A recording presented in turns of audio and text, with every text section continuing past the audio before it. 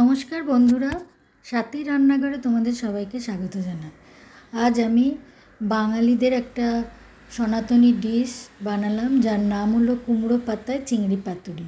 আমি মহারাষ্ট্রে থাকি। মহারাষ্ট্রে সাধারণত বাজারে গেলেই কুমড়ো লাউ পাতা পাওয়া যায় না। হঠাৎ করেই একদিন আমার বর বাজার থেকে কুমড়ো পাতা পেয়ে নিয়ে এলো। কুমড়ো পাতাগুলো খুব কচি ছিল না, কিন্তু ভালো ছিল। এই কুমড়ো পাতা দিয়ে আমি কুমড়ো পাতায় চিংড়ি পাতুরি বানালাম। তার জন্য এই সমস্ত উপকরণগুলো আগে জোগাড় করে রাখলাম। তারপরে কুমড়ো পাতাগুলো খুব ভালো করে অনেকবার ধোয়ার পরে আবার নুন জলে কিছুক্ষণ ভিজিয়ে রেখে তারপরে সেই জলটাও ফেলে দিয়ে আবার পরিষ্কার জল দিয়ে ধুয়ে পাতাগুলোর জল ঝরিয়ে নিতে হবে। এরপরে ওই জল ঝরানো কুমড়ো পাতার মধ্যে সর্ষের তেল ভালো করে মাখিয়ে নিতে হবে। এরপরে মিক্সারে ভেজানো কালো, সাদা, হলুদ সর্ষে, পোস্ত আর কাঁচা লঙ্কা অল্প জল দিয়ে বেটে রাখতে হবে। সাদা তিল অল্প করে জল দিয়ে বেটে রাখবো। নারকোল অল্প করে মিক্সিতে জল দিয়ে বেটে রাখবো।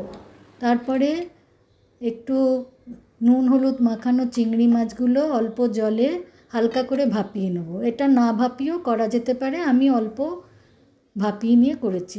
এরপরে সেদ্ধ করে রাখা ওই চিংড়ি মাছের মধ্যে নুন, হলুদ, লঙ্কা গুঁড়ো, চিনি, পোস্ত, সর্ষে, কাঁচা লঙ্কা বাটা, তিল বাটা, নারকোল বাটা, অল্প সর্ষের তেল দিয়ে ভালো করে মাখিয়ে কিছুক্ষণ ঢেকে রেখে দেব।